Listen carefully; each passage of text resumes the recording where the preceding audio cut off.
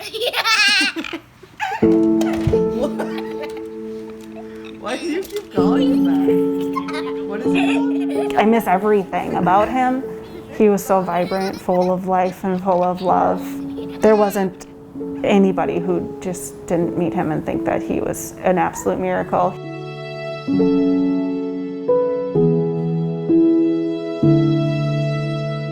We had no idea that Lucas was sick. So it all started in early June. He started spiking a temp. We spent a night in the hospital. They monitored him, sent us home with medications, and said if it doesn't get better, come back. And after 3 days, nothing was working, and they sent us back to Children's. I just remember saying, wait, are you telling us that our son has cancer?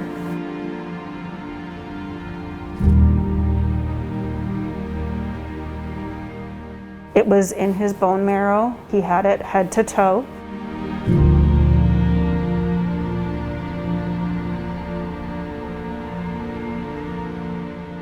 And we removed him from life support.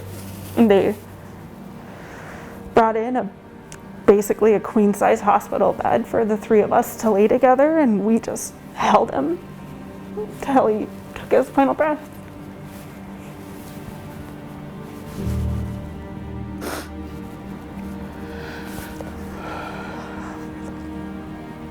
And you think about that day every single day.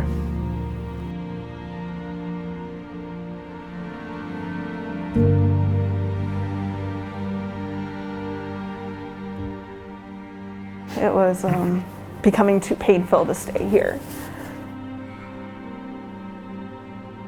The hard part for me with COVID was when you're grieving, you need to be surrounded by loved ones. COVID was a blessing and a curse for us. It was a blessing in the beginning grief stages because it allowed us the time to grieve. And it helped us return to work in a way that wasn't going to be awkward for other people.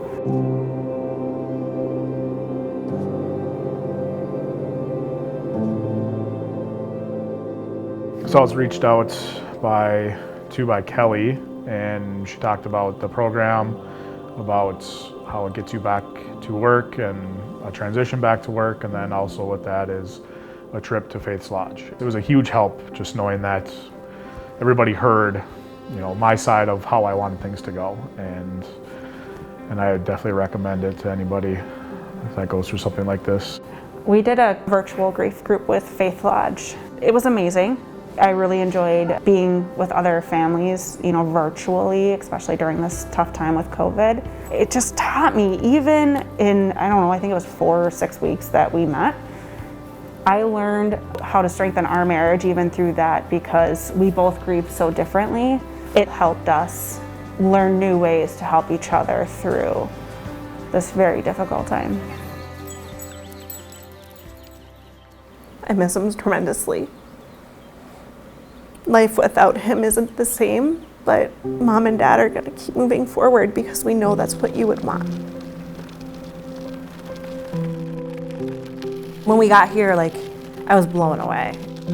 Just the scenery and this beautiful lodge out in the middle of nowhere. It was really exciting. It was a little bit uncomfortable too at the same time. I wanted to leave. I didn't really want to be here. You kind of face that truth of you have to face your grief now and there's no way out of it.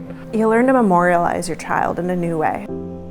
Being with other friends and family, these people are our friends and family now, and we have a bond that will forever keep us connected. So beautiful. I'm not alone. I don't want to leave. For me, the big aha was I'm not alone. And grief is so isolating, losing a child is so isolating, and this was the place where I finally felt at peace for the first time since Lucas passed.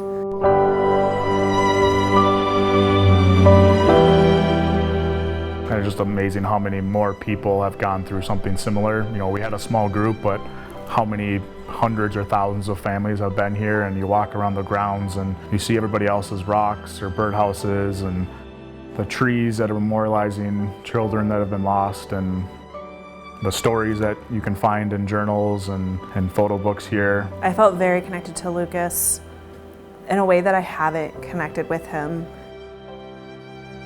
I just felt him. I felt him with me. I was able to laugh and not feel guilty for probably one of the first times. Age doesn't matter, race doesn't matter here. Nothing matters. What matters is we're all here for one purpose, and it's we lost a child and we're coming together to heal. I lost my faith, and this is the first time that I believe that there is a future that we can build that still incorporates Lucas, but there's going to be joy and happiness again. I have hope again. It is a place where hope grows, 100%.